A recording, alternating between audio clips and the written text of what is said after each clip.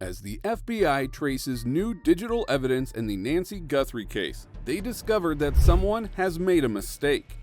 The invisible witness.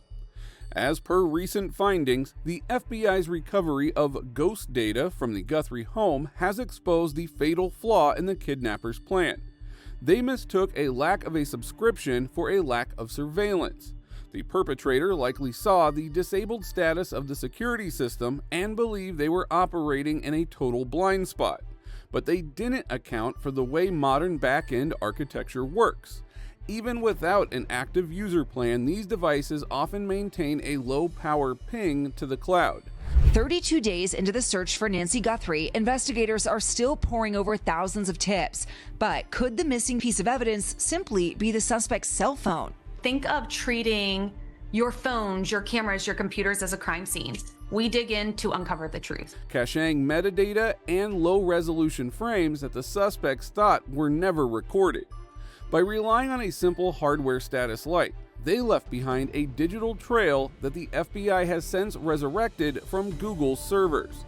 This wasn't just a technical glitch, it was a fundamental misunderstanding of digital footprints. How do you think digital forensics will be able to be used in this Nancy Guthrie case? Think about the digital traces that we leave behind with every single thing we do every day. Your phone is constantly pinging cell towers. Even if you turn it off, that creates a period of interest. So once a person of interest is identified, the fact that their phone is no longer pinging any tower is of interest. The FBI has essentially turned a dormant piece of plastic into a federal witness, proving that while the intruders were busy propping open doors to ensure a silent exit, they were being indexed by a server they couldn't see. This mistake has completely stripped away their anonymity, transforming what they thought was a clean extraction into a documented perimeter breach that is now being analyzed frame by frame. While the suspects relied on a dark screen, they were unaware that the server never stopped recording.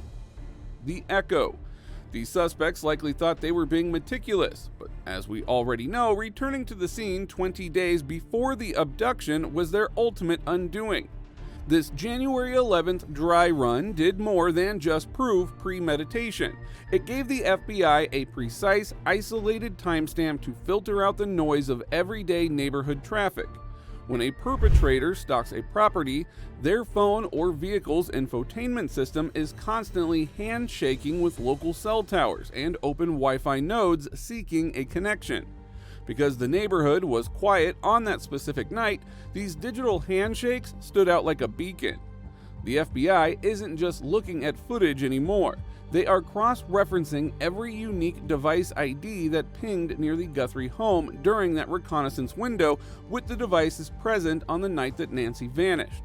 This tactical shadow created a narrow dataset that is nearly impossible to explain away as a coincidence. By showing up weeks early to scope out the house, these guys basically signed their own names in a digital guestbook. They gave the FBI a perfect, quiet window to pick out a recurring signal from the usual neighborhood noise, completely trashing the anonymity that they thought they'd have by leaving Nancy's phone sitting in her bedroom. Think of the dry run as a rehearsal that left a permanent digital fingerprint. The jurisdictional blackout. While federal agents are deep diving into server logs, a separate crisis is unfolding within the command structure of the investigation. The "someone made a mistake" narrative extends beyond the suspects and into the Pima County Sheriff's Office, where a reported jurisdictional blackout is stalling progress. Despite having nearly 70 FBI agents on the ground, sources indicate that Sheriff Nanos has been hesitant to share vital, real-time intelligence with his federal partners. This lack of a unified front is a staggering departure from standard high-profile kidnapping protocols where local and federal agencies usually operate as a single, seamless unit. Instead of utilizing the FBI as a force multiplier, the current leadership appears to be guarding information to maintain a sense of local control. This friction is more than just professional ego. It creates a lag in the golden hours of the search. When the FBI is excluded from key updates or forced to wait for data that the sheriff's office already possesses, these suspects gain more time to cover their tracks. This internal static is arguably the biggest obstacle to finding Nancy, as the people tasked with her rescue are currently fighting a battle for authority. Control has become a higher priority than collaboration in this search. Carmona assessment. The most devastating critique of this investigation hasn't come from the media, but from a man who knows the Pima County Sheriff's Department better than anyone. Dr. Richard Carmona is a unique powerhouse in this context. A former U.S. Surgeon General who spent over 3 decades as a deputy sheriff and SWAT team leader in Tucson. His assessment is a sharp wake-up call for a public that is growing increasingly frustrated. Carmona isn't just speculating, he is highlighting a specific, dangerous trend of leadership failure that he believes is handicapping the search for Nancy. He points to the fact that while the rank-and-file deputies are dedicated professionals, the top-down management is creating a culture of intimidation and secrecy rather than effective police work. According to Carmona, the sheriff's refusal to fully integrate with federal resources like the FBI is a tactical error that defies logic. When a man with his level of both medical and law enforcement expertise says the investigation is being mishandled, it adds a layer of undeniable credibility to the concerns of the community. Carmona's perspective reveals that the real mistake might be the institutional ego blocking the path to the truth. A veteran who built this department is now its loudest critic. Private lab scandal. One of the most baffling decisions in the Nancy Guthrie investigation involves the physical handling of forensic evidence, a move that critics are calling the mistake of the century. Despite the presence of 70 FBI agents with direct access to the Bureau's world-class laboratory in Quantico, the sheriff's office reportedly opted to ship critical samples to a private lab in Florida. This decision is functionally nonsensical. The FBI lab is widely considered the global gold standard for DNA and trace analysis, and more importantly, it provides these services to cooperating agencies at zero cost. By choosing a paid private entity thousands of miles away, the local leadership didn't just burn through a budget, they risked the chain of custody and introduced unnecessary delays during the most sensitive window of the search. Sources within the law enforcement community are pointing to this as a clear sign of the control versus collaboration battle. When you bypass the most sophisticated forensic facility on the planet to keep the results within a private loop, it suggests that managing the narrative has become more important than the speed of the DNA results. It's a logistical detour that Nancy Guthrie simply could not afford. The FBI offered the best lab for free, and the sheriff chose a bill instead. Digital net overreach.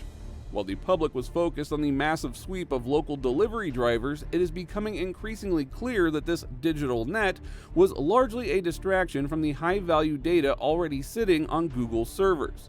Investigators spent weeks subpoenaing records from DoorDash, Uber Eats, and Amazon, looking for any driver who might have been in the vicinity on the night Nancy vanished.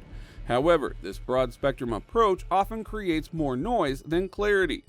Thousands of pings from innocent contractors had to be manually vetted, eating up precious investigative hours, while the real mistake had already been captured by the back-end server recovery.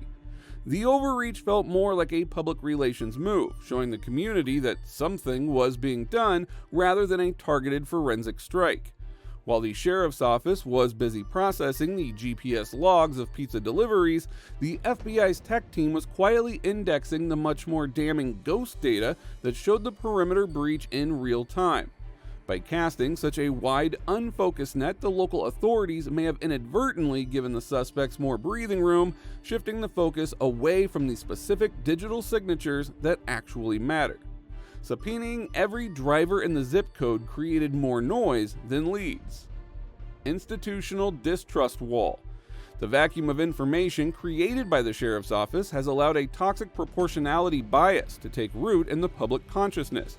When people are faced with a massive high-profile event like Nancy's disappearance but receive only vague, conflicting updates from local leadership, they struggle to believe the cause could be as simple as a single criminal act. This psychological gap is where the staged and the reality TV conspiracy theories thrive, because the sheriff has been so guarded, refusing to present a unified front with the FBI or provide clear forensic milestones, the community has started to fill in the blanks with their own skepticism. All of this internet noise is a direct symptom of institutional distrust. When the public sees the FBI being sidelined and evidence being sent to private Florida labs, the investigation starts to look more like a cover-up or a performance than a manhunt.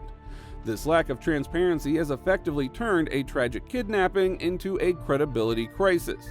People aren't necessarily looking for drama, they are looking for competence. When they don't see it, they naturally assume the narrative that they're being fed is a hoax, further isolating the Guthrie family when they need a focused, supportive community most. The lack of clear answers has turned local frustration into global skepticism. The one-call finality. Despite the internal friction and the noise of the public doubt, the forensic reality remains cold and immovable. The digital trap is already set. The FBI's recovery of the January 11th dry run and the server-side ghost data has provided a specific digital signature that cannot be erased. We are no longer waiting for a miracle, we are waiting for a name. Savannah Guthrie's recent interview highlighted the unbearable weight of this 56-day silence, but it also served as a final warning to anyone protecting the perpetrator. There is a person out there who holds the missing piece of the puzzle, and the FBI is betting that the $1 million reward, combined with the weight of Savannah's plea, will eventually break that silence. The digital evidence has already narrowed the search to a specific set of device handshakes.